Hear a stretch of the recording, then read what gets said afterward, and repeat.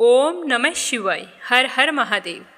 आज जेठ माह के कृष्ण पक्ष की चतुर्थी तिथि और मंगलवार है।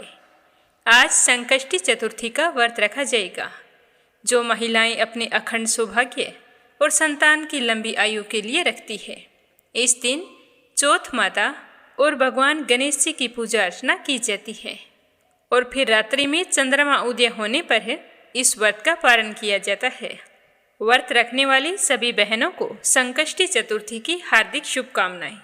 अगर आपने व्रत रखा है तो संकष्टी चतुर्थी की व्रत कथा अवश्य सुने। ये थी छोटी सी जानकारी। अब अपने शुभारंभ करते हैं आज की कथा का। बोलो गणेश जी महाराज की जय हो। एक समय की बात है, एक तालाब में एक मेंढक और एक मेंढकी रहा करते थे। मेंढकी हमेशा सुबह जल्दी उठती और तालाब से बाहर आकर पाल पर बैठ जाती और सवा पहर दिन चढ़ने तक गणेश जी की पूजा किया करती थी। मेंढकी का इस तरह गणेश जी की पूजा करना मेंढक को बिल्कुल भी अच्छा नहीं लगता था। वह कहता कि कौन है गणेश जी, मैं तो किसी गणेश जी को नहीं मानता हूँ। गार खाती है ना मिट्टी खाती है, भूखी प्यासी पाल पर बैठी रहती है। मुझे देखो कितना हट्टा कट्टा हूँ, कोई विनायक जी की पूजा नहीं करता हूँ। पर मेंढकी पर मेंढक की बातों का कोई असर नहीं होता। मेंढक रोजाना इसी तरह चिल्लाता रहता। तो यह सुनते सुनते एक दिन गणेश जी भगवान नाराज हो गए और गणेश जी की माया से उसी तालाब पर राजा की एक दासी पानी भरने के लिए आती है और घड़े में जैसे ही पानी भरती है तो मेंढक और मेंढकी पानी के साथ उस घड़े में चले जाते हैं। तो वो घर ले जाकर उस पानी के घड़े को भट्टी पर चढ़ा देती है और नीचे आग जला देती है। तो जैसे ही पानी गर्म होता है तो मेंढक तो बुरी तरह से जलने लगता है और ज़ोर ज़ोर से चीखने लगता है और मेंढकी अपने गणेश जी की पूजा में लगी रहती है। तो वो कहता है कि मेंढकी कि मैं तो गर्म पानी में जल रहा हूँ और तुम आराम से बैठी हो। तो वो बोली, नहीं, मैं तो बिल्कुल नहीं जल रही, मुझे तो ठंडी ठंडी हवा आ रही है।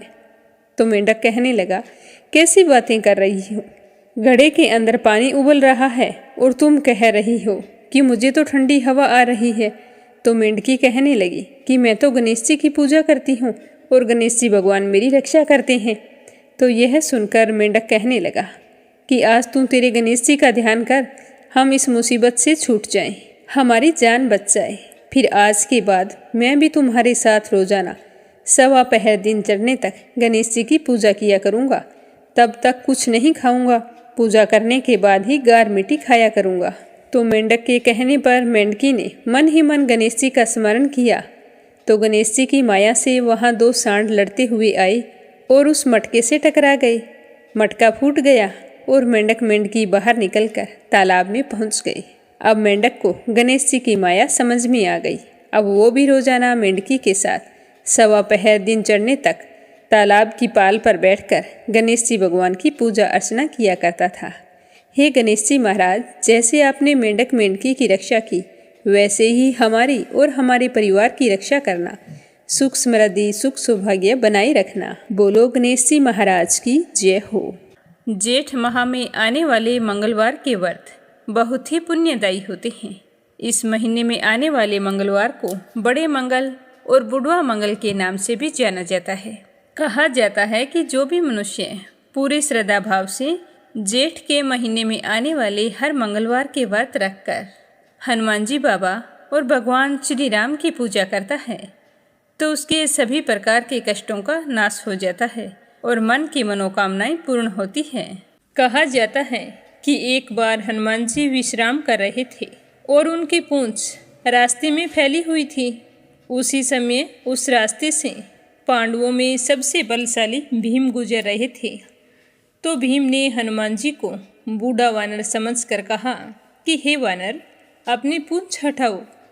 तो हनुमान जी ने कहा कि मैं तो बहुत थका हुआ हूँ, मुझसे पूंछ नहीं हटाई जाएगी, तुम बहुत शक्तिशाली हो, इसीलिए तुम मेरी पूंछ हटा दो या फिर पूंछ के ऊपर से ही गुजर जाओ। तो भीम ने इतना कहते ही हनुमान जी बाबा की पूंछ को हटाने की कोशिश की, लेकिन वो तो टस से मस नहीं कर सके। कोशिश करने के बाद भी भीम हनुमान जी की पूंछ को हटा नहीं सके।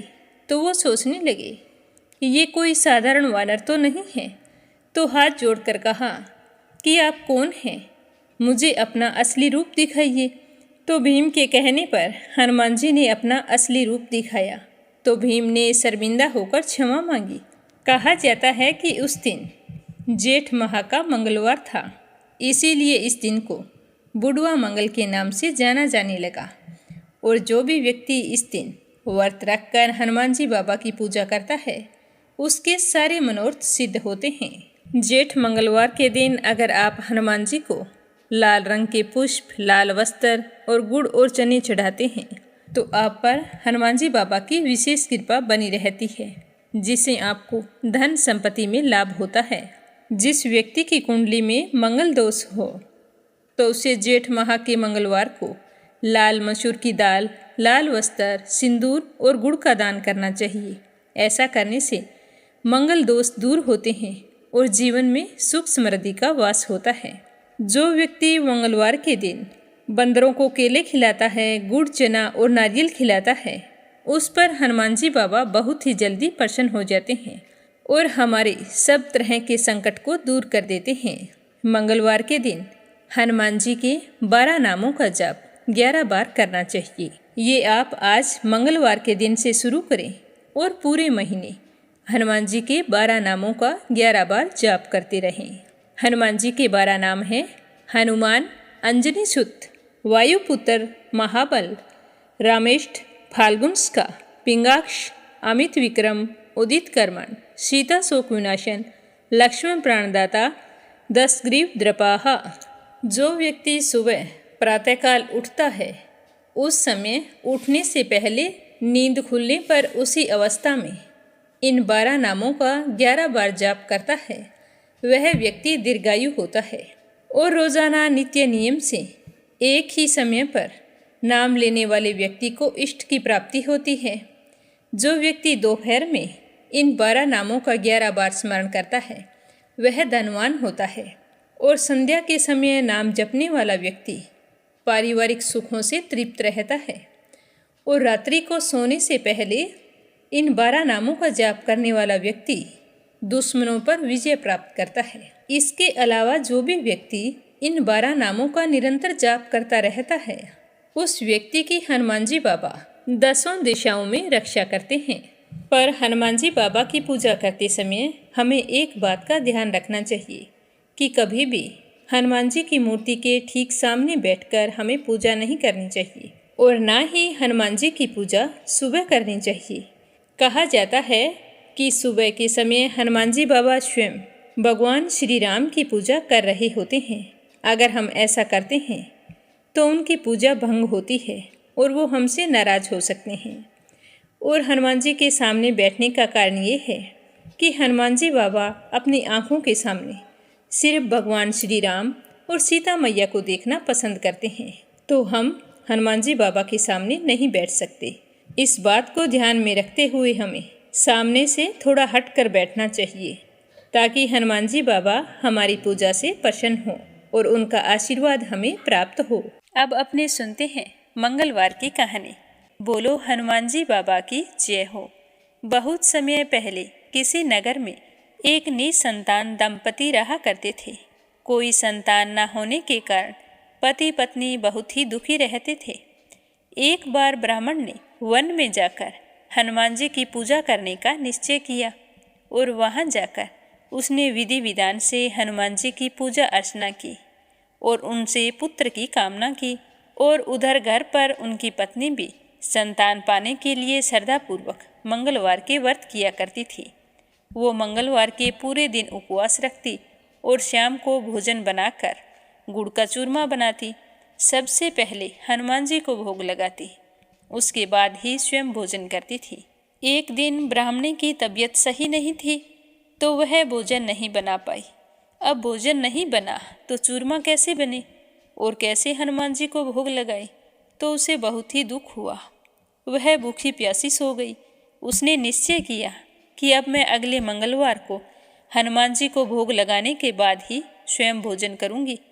तो इस तरह ब्राह्मणी लगातार 6 दिन तक भूखी प्यासी पड़ी रही। जब मंगलवार का दिन आया, उस दिन वो बेहोश हो गई। तो हनुमान जी उसकी आस्था और लगन को देखकर बहुत ही प्रसन्न हुए और उन्होंने वरदान स्वरूप ब्राह्मण की पत्नी को एक बालक दिया और कहा कि हे ब्राह्मणी, यह बालक बहुत ही तेजस्वी होगा और तुम पति पत्नी की खूब सेवा किया करेगा। संतान पाकर ब्राह्मणी की खुशी का कोई ठिकाना नहीं रहा। मंगलवार के व्रत करने के कारण हनुमान जी ने ब्राह्मणी को पुत्र दिया, इसीलिए उस ब्राह्मणी ने उस बालक का नाम मंगल रखा। अब वह उसी तरह मंगलवार के व्रत करती रही और फिर हनुमान जी से प्रार्थना की कि मेरे पति घर आ जाएं।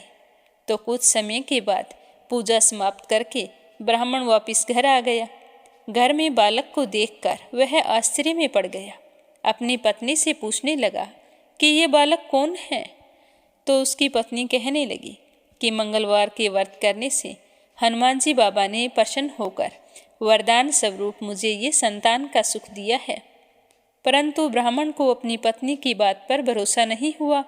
वह सोचने लगा कि मुझे कितने साल हो गए घर से गए हुए, यह बालक पता नहीं कहाँ से और कैसे आया है। तो एक दिन उसने मौका देखकर उस बालक को कुएं में गिरा दिया और फिर अपने घर आ गया। घर आते ही उसकी पत्नी कहने लगी कि हमारा पुत्र मंगल कहाँ है। तो ब्राह्मण कुछ कहता उससे पहले मंगल मुस्कुराता हुआ आकर अपनी माँ से लिपट गया। यह देखकर ब्राह्मण को बड़ी ही हैरानी हुई कि मैं तो इसे कुएं में गिरा कर आया था, यह जीवित होकर कैसे आ गया। पर वह कुछ नहीं बोला। वह बड़ा ही हैरान था। इसी बात को सोचता सोचता रात में सो गया, पर उसे नींद नहीं आ रही थी। तभी उसकी हल्की सी आंख लगी और उसके सपने में बजरंगबली ब्राह्मण के भेष में आई और कहने लगे कि ये संतान मैंने तुम दोनों की उपासना से प्रसन्न होकर वरदान स्वरूप दी है और तुम इस बात पर शंका करते हो जो तुम्हारे लिए अच्छा नहीं है। तुम्हारी पत्नी बहुत ही पतिव्रता नारी है, वह अपने पतिव्रत धर्म को बहुत ही अच्छे से निभाती है। तो सच्चाई जानकर ब्राह्मण बहुत ही खुश हुआ, पर उसे अपने किए पर बहुत ही पछतावा हो रहा था। उसने फिर जल्दी से अपनी पत्नी को उठाया और सारी बात बताकर माफ़ी मांगने लगा कि अज्ञानतावश मैंने तुम पर शक किया और हमारे बेटे को कुएं में धकेल दिया, पर जिसे बचाने वाला भगवान होता है उसे दूसरा कोई कैसे मार सकता है। फिर दोनों ब्राह्मण दंपति हर मंगलवार को श्रद्धापूर्वक व्रत रखने लगे और हनुमान जी बाबा की पूजा करने लगे। बोलो हनुमान जी बाबा की जय हो। आज संकट चौथ का व्रत रखा जाएगा, तो व्रत रखने वाली सभी बहनों को संकट चौथ व्रत की हार्दिक शुभकामनाएं। भगवान गणेश और चौथ माता की कृपा से आपके सारे मनोरथ पूर्ण हों। आपका अखंड सौभाग्य, संतान सुख के साथ साथ घर में सुख समृद्धि का वास हो। चौथ माता की कहानी। सतयुग में युवनासव नाम का एक राजा हुआ करता था। वह बहुत ही धार्मिक, उदार तथा धर्मशास्त्र को जानने वाला था। उसी के नगर में एक ब्राह्मण रहता था जिसका नाम था सोम शर्मा। वह धन धान्य से युक्त था। उसके एक के बाद एक 7 पुत्र हुए। 7 पुत्रों को जन्म देने के बाद उसकी पत्नी का स्वर्गवास हो गया।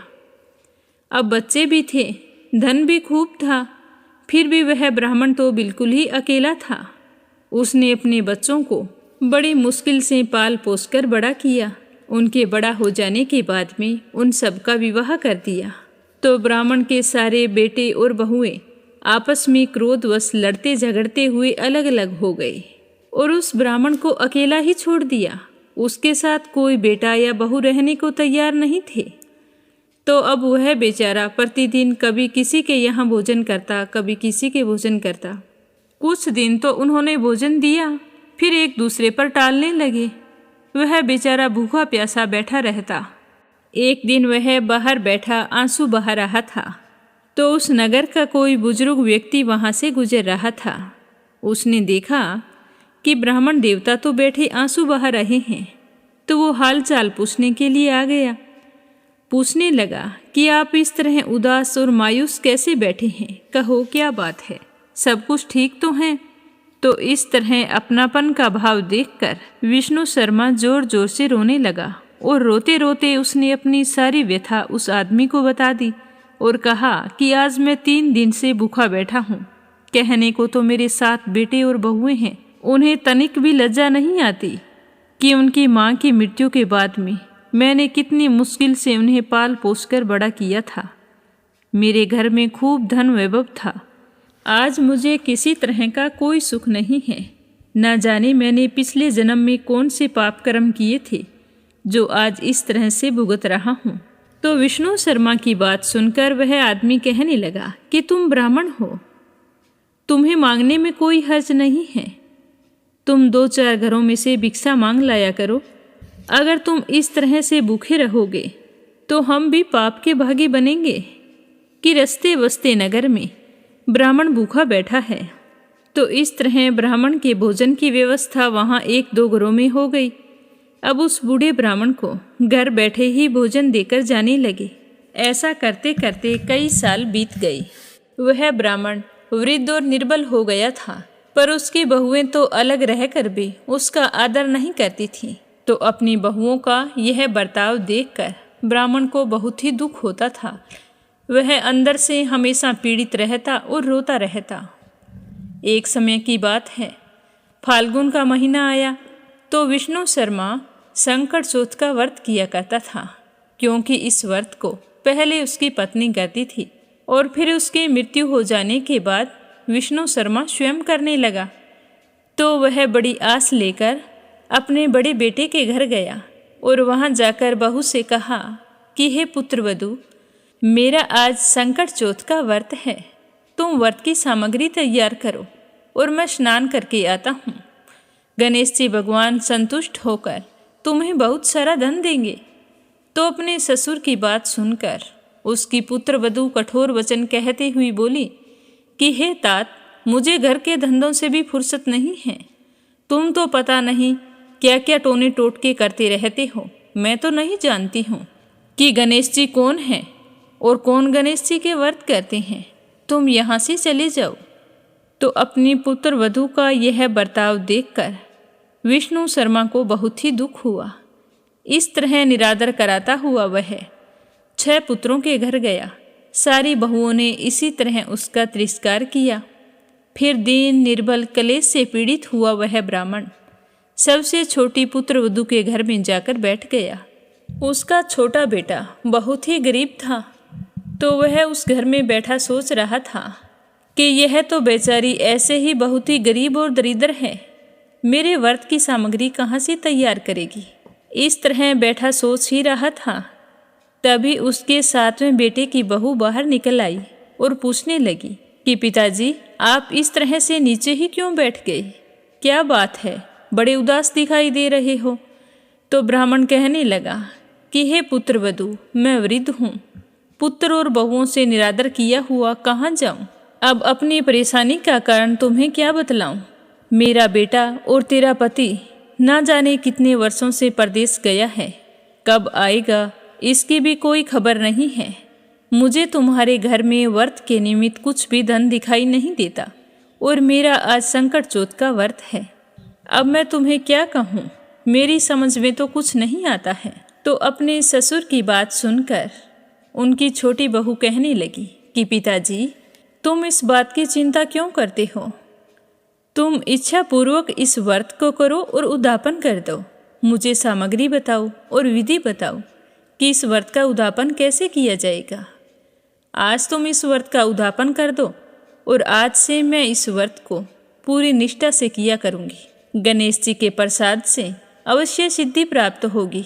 तो उसके ससुर ने उसे व्रत की और व्रत के उद्यापन की सारी विधि और सामग्री बता दी। तो वह पूरे गांव में घर घर जाकर भिक्षा मांग कर लाई और फिर अपने वास्ते और ससुर के लिए अलग अलग लड्डू बनाए। चंदन, पुष्प, दुर्वा, सुंदर अक्षत, फल, धूप, दीप, नैवेद्य, तांबूल, सारी सामग्री अलग अलग तैयार करके गणेश जी भगवान का पूजन किया और गणेश जी भगवान से कहा कि हे भगवान, मेरे घर में तो कुछ भी नहीं है। जो भी मैंने आपकी पूजा पाठ की है और जो आपको भेंट चढ़ाई है, वो सब कुछ मैं गांव में से मांग कर लाई हूँ। आप इसे स्वीकार कीजिए और अपना आशीर्वाद मुझे प्रदान कीजिए। आज के बाद से इस व्रत को मैं किया करूँगी। मेरे ससुर जी बूढ़े हो चले हैं। तो फिर शाम को ससुर को भोजन करवा दिया और स्वयं व्रत रख लिया। पूरा दिन निराहार रहकर उसने व्रत किया और मन ही मन गणेश जी भगवान का स्मरण करती रही।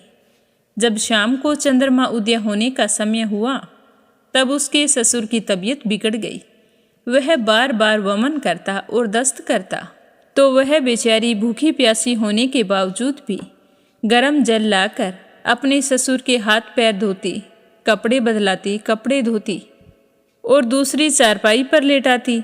इस तरह अपने ससुर की तबीयत बिगड़ती हुई देखकर कहने लगी कि पिताजी, मुझे तो लगता है कि मेरा ही भाग्य मंद है। मेरे मंद भाग्य की वजह से ही तुम्हारी ऐसी दशा हुई है। तो उसका ससुर तो कुछ नहीं बोल रहा था, वह तो अचेत पड़ा था। वो बेचारी पूरी रात कि मैं कहाँ जाऊँ, क्या करूँ, हे भगवान मेरे ससुर की तबीयत ठीक कर दो, इसी तरह विलाप करती करती पूरी रात गुजारती। वह दीवार का सहारा लेकर बैठी थी।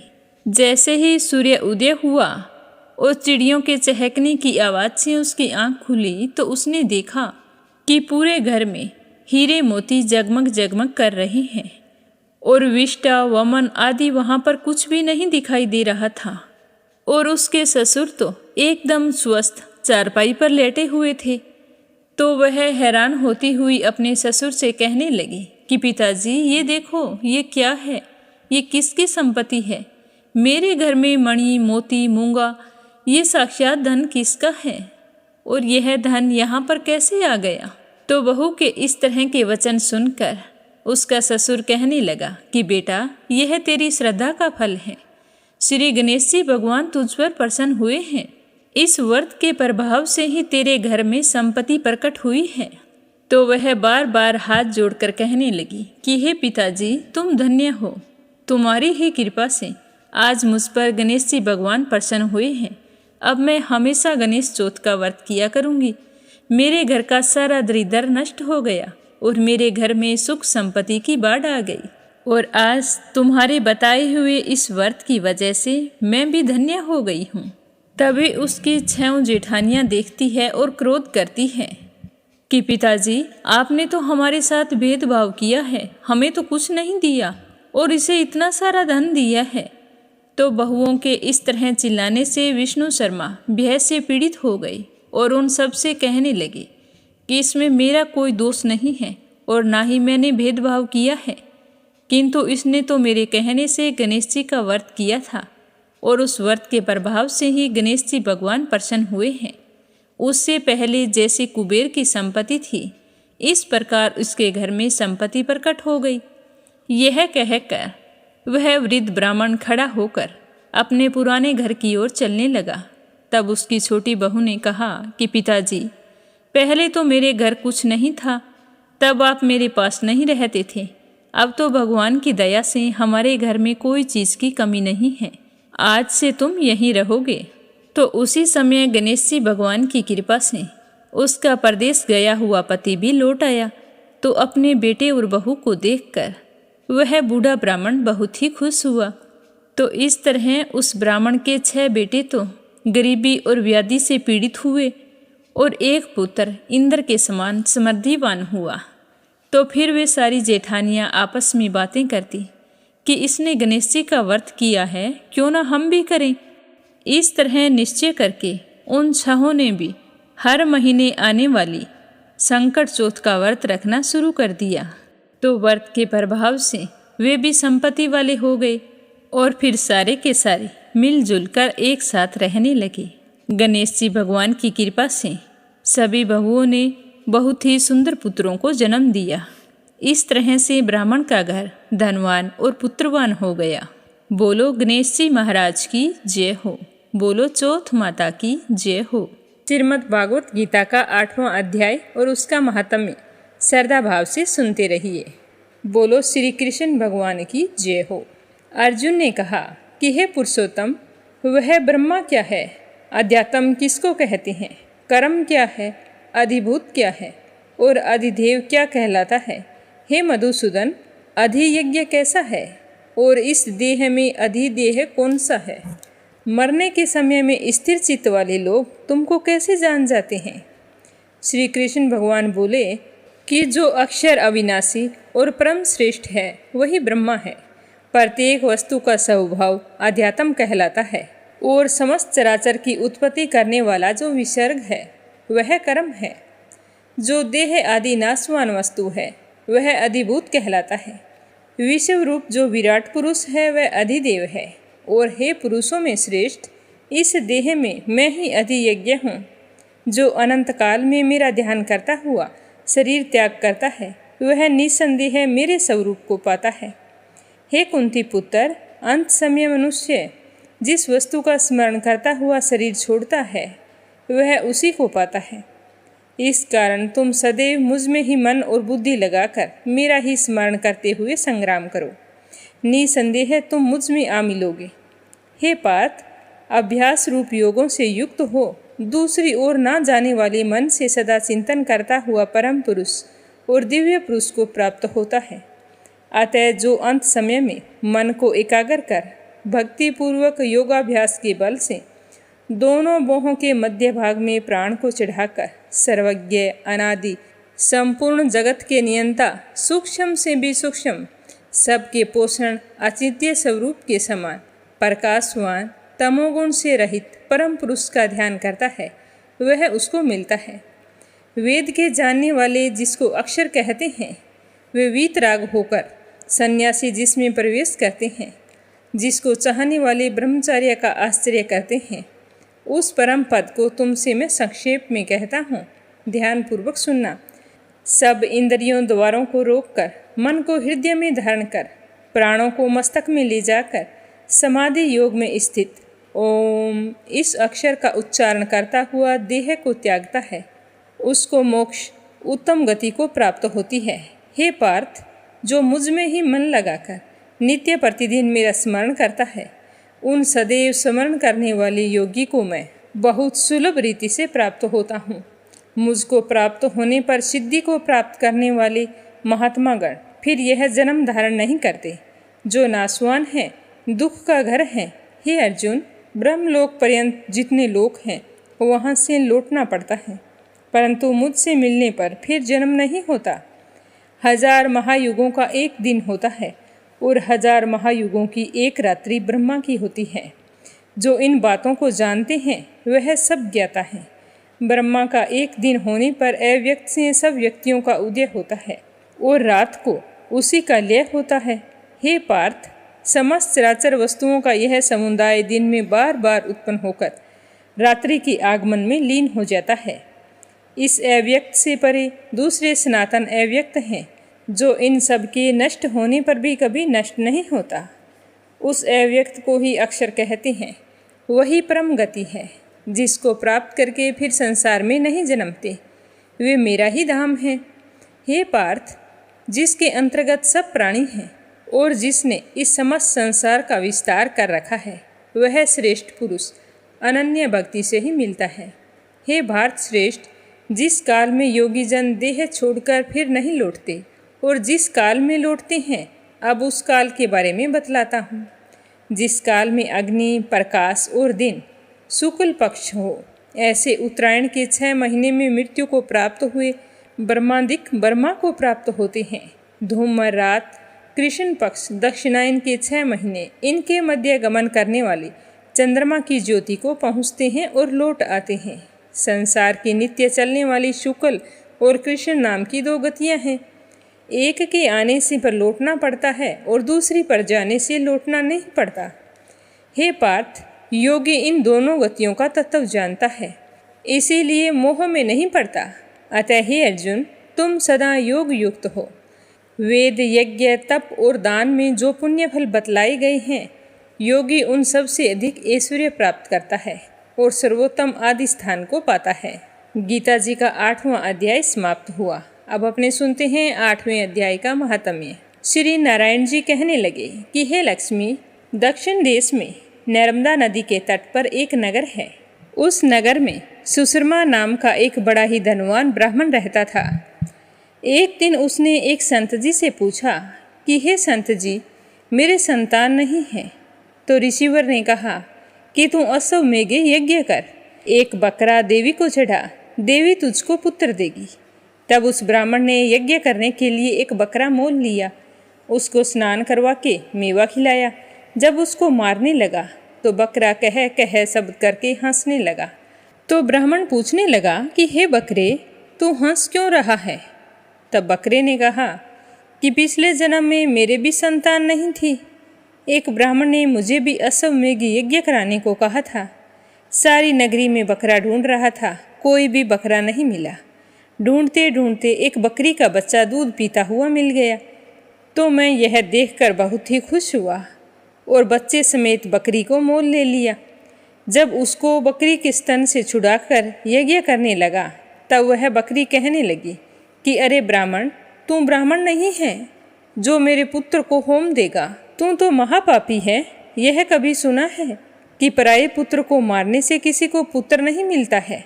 क्या कभी की संतान मारकर भी संतान मिली है?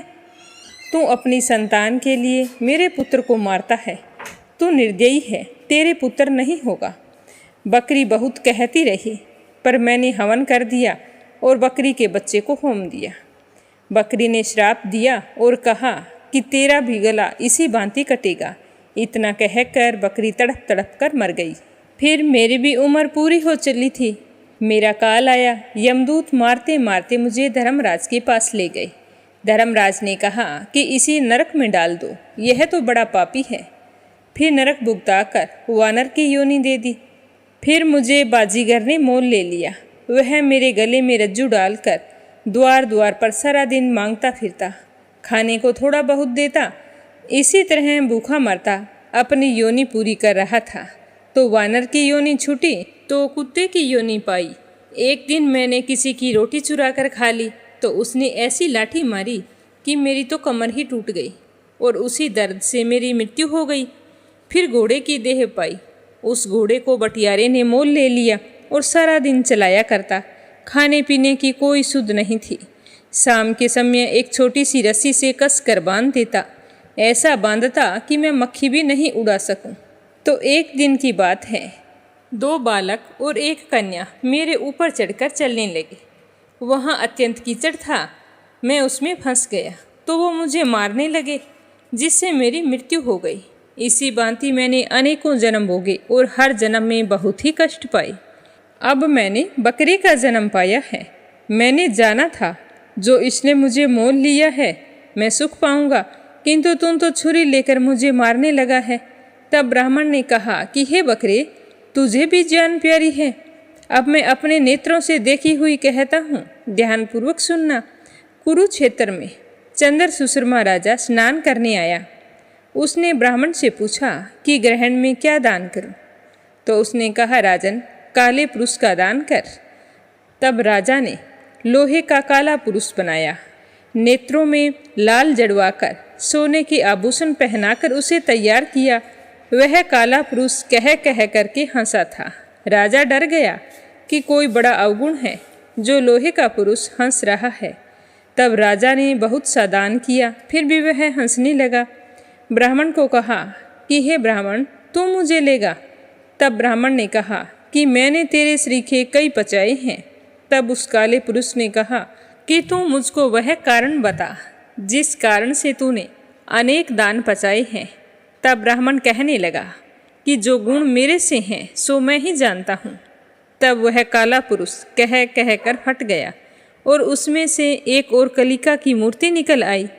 तब विपर ने श्री गीता जी के 8वें अध्याय का पाठ किया और उस कालिका की मूर्ति ने सुनकर देह पलटी। जल की अंजलि भरकर उस विपर ने मूर्ति पर छिड़की। जल के छिड़कने से तत्काल ही उसकी देह पलटी और देवदेही पाई। विमान पर बैठकर बैकुंठ को गई। तब उस राजा ने कहा कि तुम्हारे में भी ऐसा कोई है जिसके शब्द से मैं भी अधम देह से मुक्ति पाऊं? तब उस विपर ने कहा कि मैं वेद पाठी हूँ।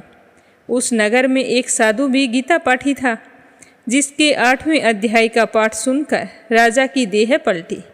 दिव्य देह पाकर वो राजा बैकुंठ को गया और कहता गया कि हे ब्राह्मण, तुम भी गीता का पाठ कर, तुम्हारा भी उद्धार होगा। तो वह ब्राह्मण भी श्री गीता जी का पाठ करने लगा। तो ये था श्रीमद् भागवत गीता जी का 8वें अध्याय का महात्म्य। अब अपने सुनते हैं भागवत कथा का आगे का अध्याय। प्रेम भाव से सुनते रहिए। बोलो श्री हरि विष्णु भगवान के अनंत स्वरूपों की जय हो। श्री सुखदेव जी कहते हैं कि हे राजन, जब भगवान श्री कृष्ण ने एड़ियों की चोट से कालिया नाग के छत्र के समान फांड छिन्न भिन्न कर दिए थे, तो अपने पति की यह दशा देखकर उसकी सारी पत्नियां भगवान कान्हा जी की शरण में आई। वे अत्यंत आतुर हो रही थीं। भय के मारे उनके वस्त्र आभूषण भी अस्त व्यस्त हो रहे थे। उनके सारे बाल बिखरे हुए थे, क्योंकि उस समय उन साध्वी नाग पत्नियों के चित्त में बड़ी ही घबराहट थी। वे अपने बालकों को आगे करके पृथ्वी पर लौट गई और हाथ जोड़कर उन्होंने समस्त प्राणियों के एकमात्र स्वामी भगवान श्री कृष्ण को प्रणाम किया। भगवान श्री कृष्ण को शरणागत वत्सल जानकर अपने अपराधी पति को छुड़ाने की इच्छा से उन्होंने कान्हा जी की शरण ली और वे कहने लगी कि हे प्रभु, आपका यह अवतार दुष्टों को दंड देने के लिए ही तो हुआ है, इसीलिए इस अपराधी को दंड देना सर्वथा उचित है। आपकी दृष्टि में दुश्मन और पुत्र का कोई भेदभाव नहीं है। आप समानता का व्यवहार करते हैं, इसीलिए आप जो किसी को दंड देते हैं वह उसके पापों का प्रायश्चित कराने और उसका परम कल्याण करने के लिए ही करते हैं। आपने हम लोगों पर बड़ा ही अनुग्रह किया है। यह तो आपका कृपा प्रसाद है, क्योंकि आप जो दुष्टों को दंड देते हैं उसी दंड से उसके सारे पाप नष्ट हो जाते हैं। इस सर्प के अपराधी होने में तो कोई संदेह नहीं है। यदि यह अपराधी नहीं होता तो इसे सर्प की योनि ही क्यों मिलती। इसीलिए हम सच्चे हृदय से आपके इस क्रोध को भी आपका अनुग्रह ही समझती हैं। अवश्य ही पूर्व जन्म में इसने स्वयं मान रहित होकर या दूसरों का सम्मान करते हुए कोई बहुत बड़ी तपस्या की है, अथवा सब जीवों पर दया करते हुए इसने कोई बहुत बड़ा धर्म का काम किया है, तभी तो आप इसके ऊपर संतुष्ट हुए हैं। क्योंकि सर्व जीव स्वरूप आपकी प्रसन्नता का यही उपाय है। हे भगवान, हम नहीं समझ पाती कि यह सब कुछ इसकी किस साधना का फल है, जो यह आपके चरण कमलों की धूल का स्पर्श पाने का अधिकारी हुआ है। आपके चरणों की रज इतनी दुर्लभ है कि उसके लिए आपकी अर्धांगिनी लक्ष्मी जी को भी बहुत दिनों तक समस्त भोगों का त्याग करके नियमों का पालन करते हुए तपस्या करनी पड़ी थी। हे प्रभु, जो आपके चरणों की धूल की शरण ले लेते हैं वे भक्तजन स्वर्ग का राज्य या पृथ्वी की बादशाही नहीं चाहते, ना वे रसातल का ही राज्य चाहते हैं और ना ब्रह्मा का ही पद लेना चाहते हैं। उन्हें अणिमा आदि योग सिद्धियों की भी चाह नहीं होती, यहाँ तक कि वे जन्म मृत्यु से छुड़ाने वाले केवल्य मोक्ष की इच्छा भी नहीं करते हैं। हे स्वामी, यह नागराज तमोगुणी योनि में उत्पन्न हुआ है और अत्यंत क्रोधी है, फिर भी इसे आपकी वह परम पवित्र चरणों की धूल प्राप्त हुई है, जो दूसरों के लिए सर्वथा दुर्लभ है, तथा जिसको प्राप्त करने की इच्छा मात्र से ही संसार चक्र में पड़े हुए जीव को संसार की वैभव संपत्ति की तो बात ही क्या है, मोक्ष की भी प्राप्ति हो जाती है। हे प्रभु, हम सब आपको प्रणाम करती हैं। आप अनंत एवं अचिंतनीय ऐश्वर्य के नित्य निधि हैं। आप सबके अंतःकरणों में विराजमान होने पर भी अनंत हैं। आप समस्त प्राणियों और पदार्थों के आश्रय तथा सब पदार्थों के रूप में विद्यमान हैं। आप प्रकृति से परे स्वयं परमात्मा हैं। आप सब प्रकार के ज्ञान और अनुभवों के खजाने हैं। आपकी महिमा और शक्ति अनंत हैं। आपका स्वरूप अपराकृत दिव्य और चिन्मय है। प्राकृतिक गुणों एवं विकारों का आप कभी स्पर्श नहीं करते। आप ही ब्रह्मा हैं। हम आपको नमस्कार कर रही हैं। हे प्रभु, आप हम पर दया कीजिए। आप प्रकृति में क्षोभ उत्पन्न करने वाले काल हैं। काल शक्ति के आश्रय हैं। काल के क्षण, कल्प आदि समस्त अवयवों के साक्षी हैं। आप संसार रूप होते हुए भी उससे अलग रहकर उसके दृष्टा हैं। आप उसे बनाने वाले निमित्त कारण तो हैं ही, उसके रूप में बनने वाले उपादान कारण भी हैं। हम सभी आपको नमस्कार करती हैं। पंचभूत, उनकी तन्मात्राएं, इंद्रियां, प्राण, मन, बुद्धि और इन सब का खजाना है चित्त। ये सब कुछ आप ही हैं। तीनों गुणों और उनके कार्यों में होने वाले अभिमान के द्वारा आपने अपने साक्षात्कार को छिपा रखा है। आप देश, काल और वस्तुओं की सीमा से बाहर अनंत हैं, सूक्ष्म से भी सूक्ष्म और कार्य कारणों के समस्त विकारों में भी एक रस, विकार रहित और सर्वज्ञ हैं। ईश्वर है कि नहीं है, सर्वज्ञ है कि अल्पज्ञ इत्यादि अनेक मतभेदों के अनुसार आप उन मतवादियों को उन्हीं रूपों में दर्शन देते हैं। समस्त शब्दों के अर्थ के रूप में तो आप ही हैं, शब्दों के रूप में भी हैं तथा उन दोनों का संबंध जोड़ने वाली शक्ति भी आप ही हैं। हे प्रभु, हम आप सभी को नमस्कार करती हैं। प्रत्यक्ष, अनुमान आदि जितने भी प्रमाण हैं, उनको प्रमाणित करने वाले मूल आप ही हैं। समस्त शास्त्र से आप ही निकले हैं और आपका ज्ञान स्वतः सिद्ध है। आप ही मन को लगाने की विधि के रूप में और उसको सब कहीं से हटा लेने की आज्ञा के रूप में प्रवृत्ति मार्ग और निवृत्ति मार्ग हैं।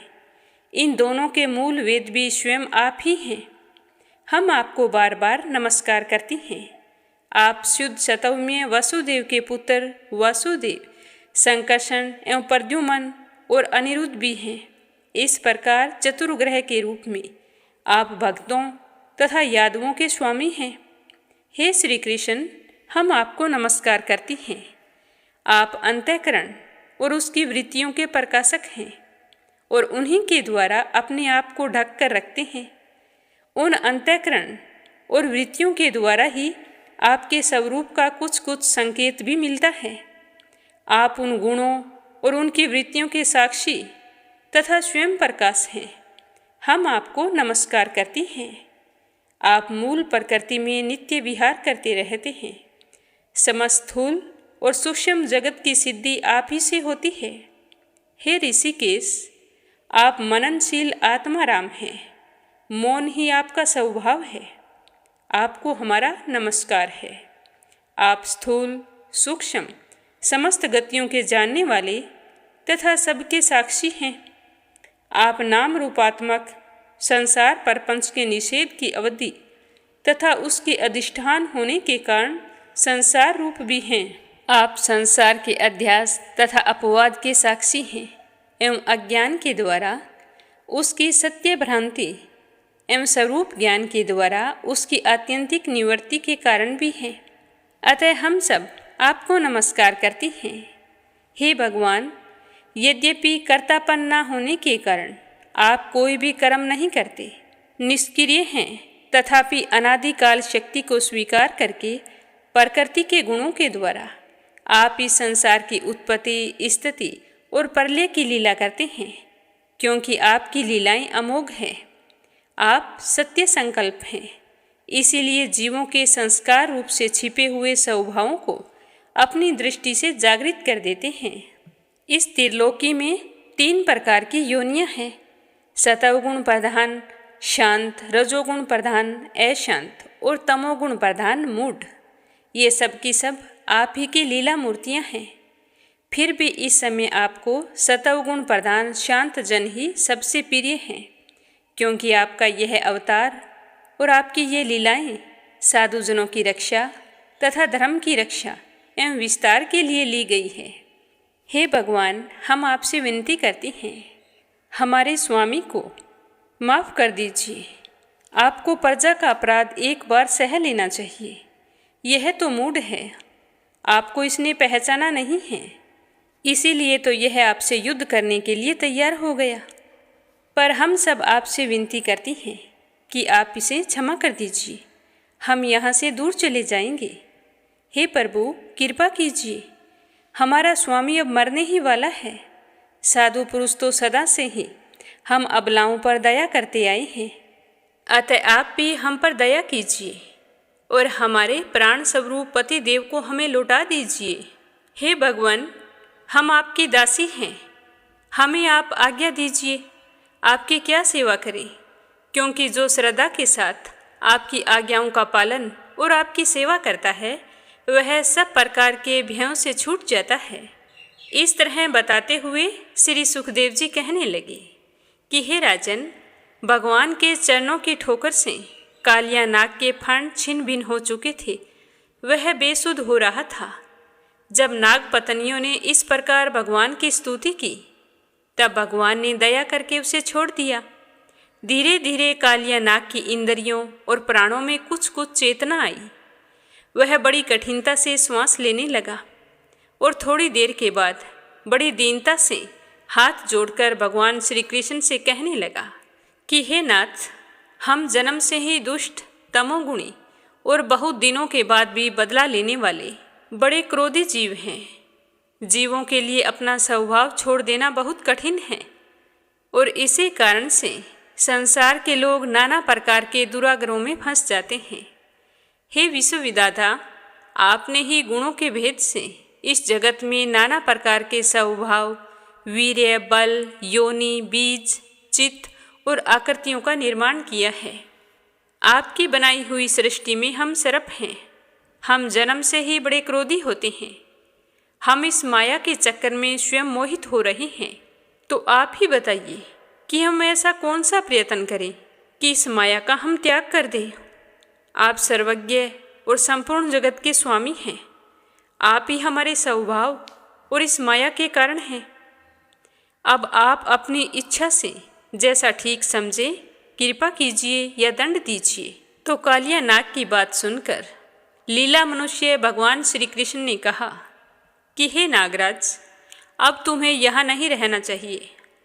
तुम अपने जाति भाई, पुत्र और स्त्रियों के साथ शीघ्र ही यहाँ से समुद्र में चले जाओ, ताकि यहाँ की गौएं और मनुष्य यमुना के जल को पी सकें।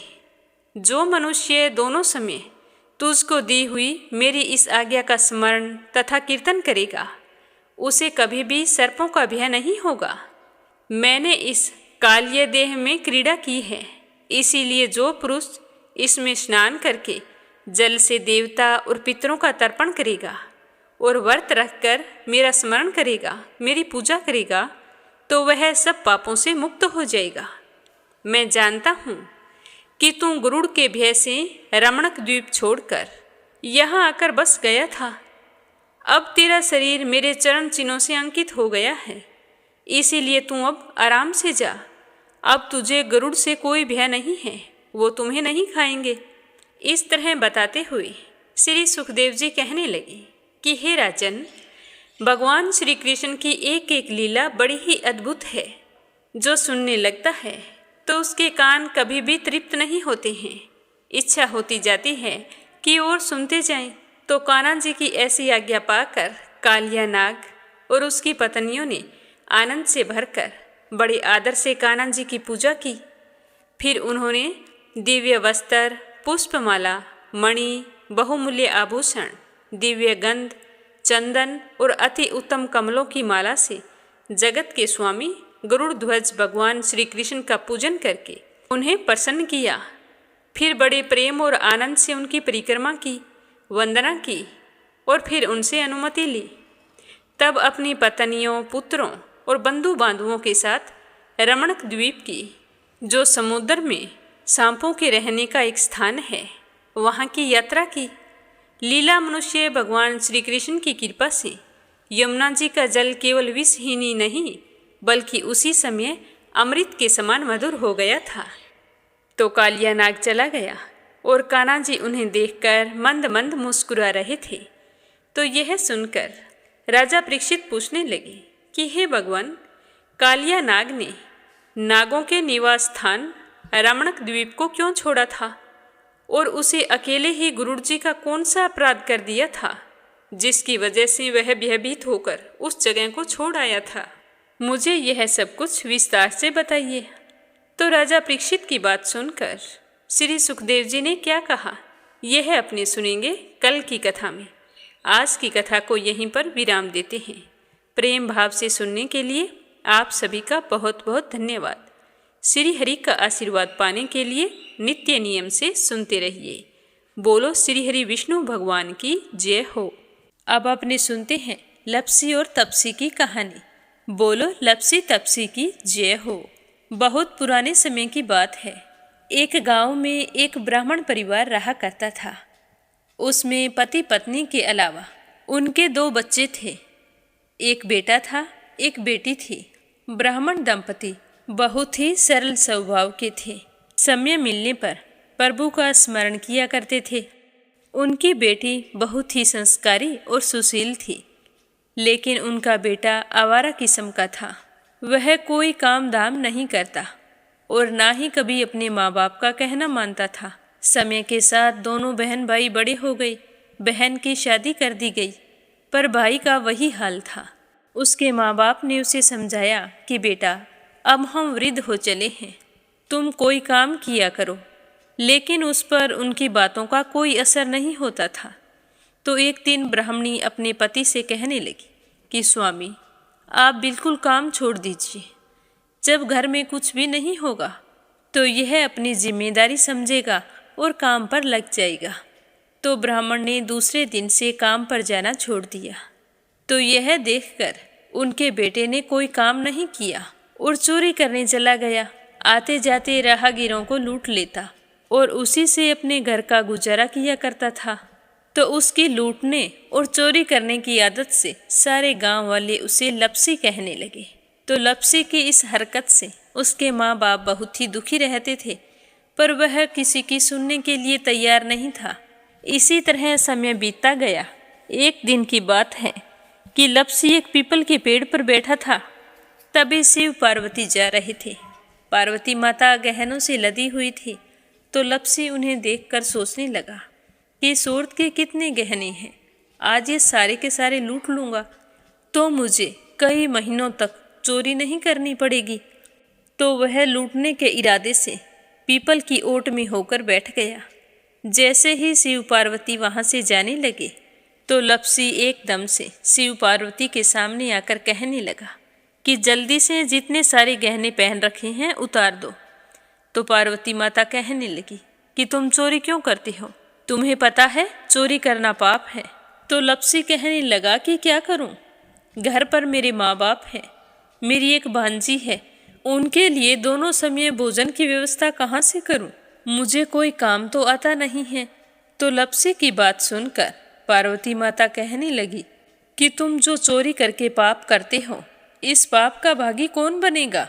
तो लपसी कहने लगा कि मेरे घर वाले सारे बनेंगे। तो पार्वती माता कहने लगी कि कोई नहीं बनेगा, पाप के भागी केवल तुम बनोगे। तो लपसी कहने लगा कि मैं लूट खोस कर उन्हीं के लिए लेकर जाता हूँ, तो पाप के भागी तो उन्हें बनना ही पड़ेगा।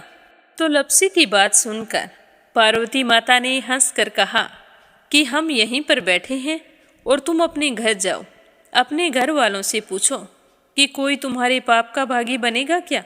तो यह सुनकर लपसी भागा भागा अपने घर आया और अपनी माँ के पास गया और कहने लगा कि माँ, मैं चोरी करके लाता हूँ, राह चलते राहगीरों को लूटता हूँ, तुम्हारे लिए ही तो करता हूँ। तो तुम मुझे एक बात बताओ, चोरी करने से जो पाप लगता है तो आप मेरे पाप के भागी बनोगे। तो लपसी की बात सुनकर उसकी माँ कहने लगी कि बेटा, मैंने तो तुमसे नहीं कहा कि तुम चोरी करके लाओ, तुम कमा कर लाओ, हमें तो 2 वक्त की रोटी चाहिए, मैं तो तुम्हारी पाप की भागी नहीं बनूंगी। तो माँ के मुंह से इस तरह की बात सुनकर लपसी तो हैरान हो गया। फिर वह अपने पिताजी के पास गया और जाकर कहने लगा कि पिताजी, मैं जो कुछ भी लूट खोस के लाता हूँ वो आपके लिए ही तो लाता हूँ। देखो मैंने लूट कर कितना धन इकट्ठा कर लिया है, कितने ऐशो आराम हैं तुम्हारे। अगर मैं चोरी नहीं करता तो क्या ये सब हमें मिलता। पिताजी, मैं तुमसे एक बात पूछता हूँ कि चोरी करने से पाप लगता है, तो उस पाप में आप मेरे भागीदार बनोगे क्या। तो लपसी की बात सुनकर उसके पिताजी कहने लगे कि बेटा, मैंने नहीं कहा कि तुम चोरी करके लाओ, तुम कमा कर लाओ, मैं तुम्हारे पाप का भागी नहीं बनूंगा। तो माँ बाप के मुंह से इस तरह की बात सुनकर वह बहुत ही उदास हुआ और सोचने लगा कि मैं कितने महीनों से चोरी कर रहा हूँ, ना जाने मुझ पर कितना पाप चढ़ गया है और ये तो बोल रहे हैं कि पाप के भागी हम नहीं बनेंगे, तो अब क्या होगा? तो वह बड़े ही दुखी मन से शिव पार्वती से मिलने के लिए चल पड़ा। जैसे ही घर से बाहर निकलने लगा तो उसकी छोटी सी भांजी दरवाजे पर खेल रही थी। उसे पता नहीं था कि पाप पुण्य क्या होता है, तो वो कहने लगी कि मामा, पाप की भागी मैं बनूंगी। तो उसके इस तरह कहते ही लपसी ने उसे गोद में उठाया और चल पड़ा। शिवजी भगवान और पार्वती माता के पास जाकर कहने लगा कि घर वालों ने पाप का भागी बनने से मना कर दिया है और एक यही है जो पाप की भागी बनने को तैयार है। फिर लपसी बड़े ही दीन स्वर में कहने लगा कि हे भगवान, मैं समझ गया हूँ कि चोरी करना पाप है। आज तक जो मैंने काम किया वो बहुत ही गलत था, लेकिन अब मैं इसका प्रायश्चित करना चाहता हूँ। अब तुम ही बताओ, मुझे मेरे पापों से मुक्ति कैसे मिलेगी? तो उसकी बात सुनकर शिव पार्वती बहुत ही खुश हुए और लपसी को कच्चे सूत का एक छोटा सा गोला देते हुए कहा कि लपसी, ये सूत लो और इस पीपल के चारों ओर परिक्रमा लगाओ। जब यह सूत समाप्त हो जाएगा तब तुम्हारे सारे पाप नष्ट हो जाएंगे। तो यह सुनकर लपसी बहुत ही खुश हुआ। सोचने लगा कि छोटा सा गोला है, अभी लपेट कर घर चला जाऊंगा, उसके बाद में कभी कोई पाप नहीं करूंगा। फिर उसने अपनी बांजी को कंधे पर बैठाया और पीपल की परिक्रमा लगानी शुरू कर दी। अब भगवान का वह सूत खत्म कहाँ होने वाला था। लपसी चक्कर लगाता गया पर वह सूत खत्म नहीं हुआ। चक्कर लगाते लगाते 1 महीने, 6 महीने, साल, पूरे 12 साल बीत गए पर वह सूत खत्म नहीं हुआ। 12 साल बाद एक बार फिर शिव पार्वती जी वहाँ से गुजर रहे थे तो पार्वती माता ने कहा कि स्वामी, चलो लपसी को चलकर देखते हैं। तो शिवजी कहने लगे, वो चोरी करने वाला, लूटने वाला कब का चला गया होगा? तो पार्वती माता कहने लगी कि नहीं स्वामी, चलकर देखने में क्या जाता है, चलो एक बार देखते हैं। तो शिव पार्वती जी जैसे ही पीपल वृक्ष के पास आए तो देखा कि लपसी तो अब भी चक्कर लगा रहा है।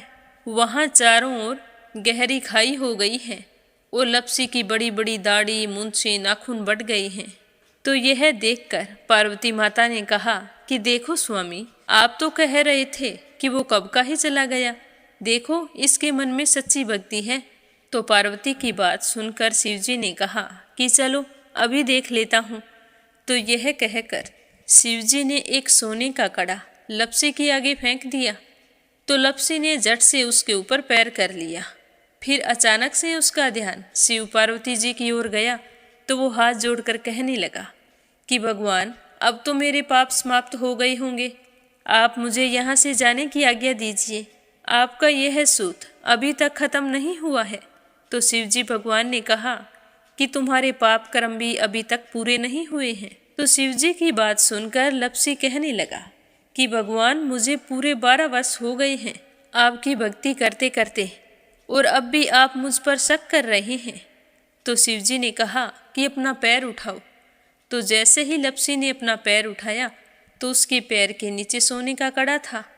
तो यह देखकर लपसी शर्मिंदा हो गया और कहने लगा कि प्रभु, गलती हो गई, मुझे माफ़ करो, आगे से मैं ऐसी गलती कभी नहीं करूँगा। तो शिवजी कहने लगे कि नहीं लपसी, तुम्हारा पाप ऐसे पूरा नहीं हो सकता। अब तुम्हें 12 वर्ष तक और इसी तरह परिक्रमा करनी होगी, उसी के बाद तुम्हारे पाप समाप्त होंगे। यह कहकर शिव पार्वती वहाँ से चले गए और वह फिर से पीपल के पेड़ की परिक्रमा करता रहा। करते करते 12 साल बीत गए। 12 साल बाद में शिव पार्वती जी वहाँ पर आए तो उन्होंने देखा कि आज भी वो वहीं पर चक्कर लगा रहा है। तो शिवजी ने फिर उसके सामने सोने की अंगूठी फेंकी पर उसने कोई ध्यान नहीं दिया। तो शिवजी भगवान प्रसन्न होकर कहने लगे कि हे लपसी, आज से तुम मेरी तपस्या करके तपसी बन गए हो। मैं तुम्हें वरदान देता हूँ कि तुम अपने जीवन में सारे सुखों को प्राप्त करेगा। और तूने 24 बरस तक मेरी भक्ति की है, इसका फल भी तुझे अवश्य मिलेगा।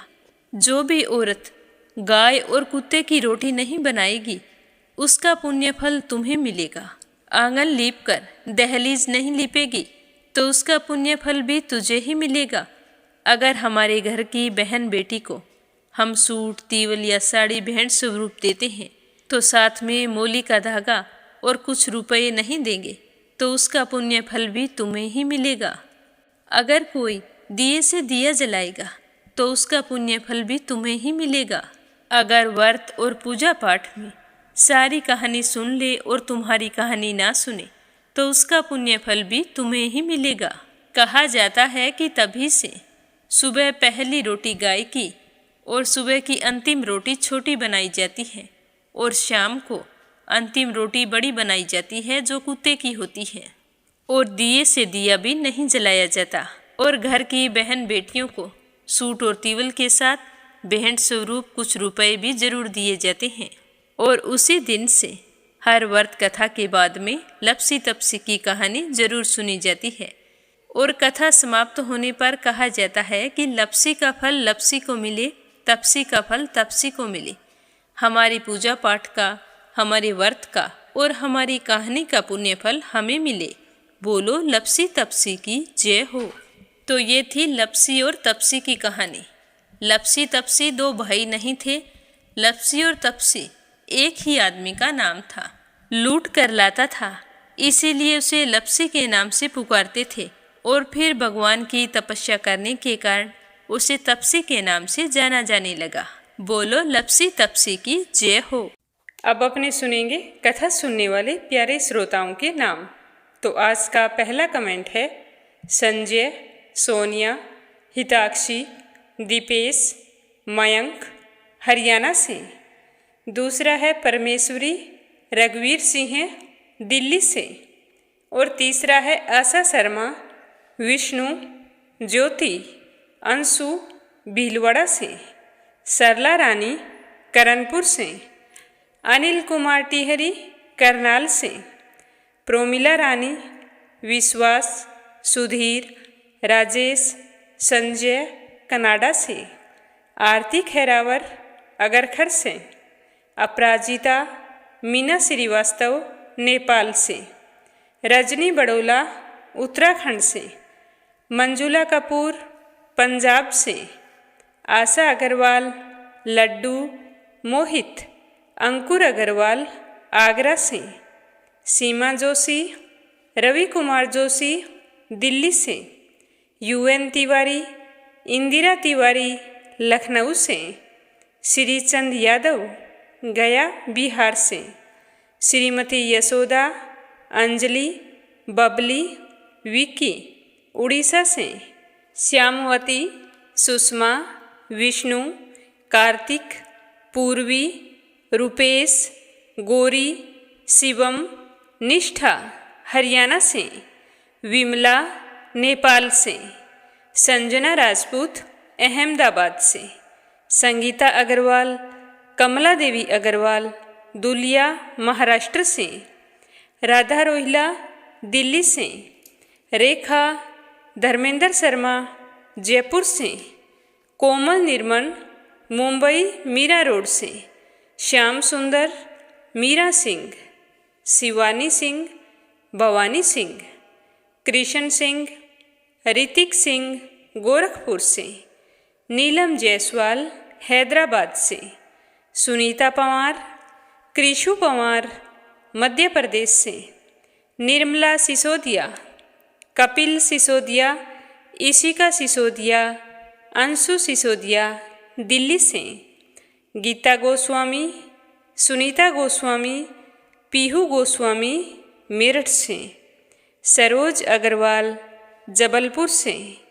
मीरा अग्रवाल, बंगाल से। सुमन चांदोरा, जोधपुर से। शोभा कुंवर पुरोहित, अहमदाबाद से। बीना, देविका, कनिका, तुलसी वार्ष्णे, अलीगढ़ से।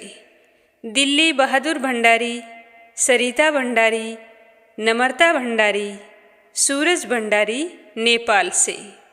गीता गुप्ता, रुड़की से। चंद्रकांता, दिल्ली से। शांता बहन वाघेला, गुजरात के मंडल से। रुक्मणी शर्मा, अंबाला से। निर्मला पांचाल, करनाल से।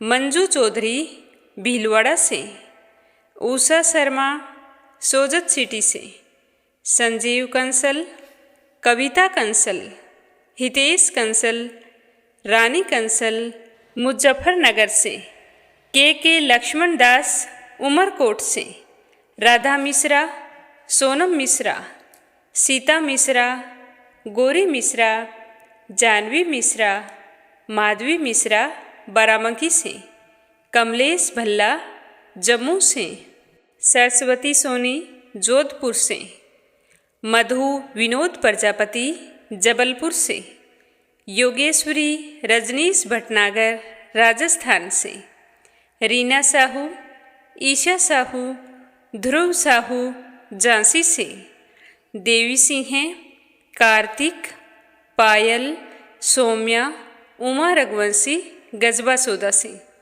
राजबाला हरियाणा से, श्रीमती कमलेश जबलपुर से, सावित्री, ईश्वरलाल, राजेश, मीनू, निखिल रामचंदानी गाजियाबाद से, सीताराम जायसवाल, शकुंतला जायसवाल वाराणसी से, पारसमणि जायसवाल, कुसुम बघेल दिल्ली से, निर्मल कनाडा से, शशि राणा लखनऊ से।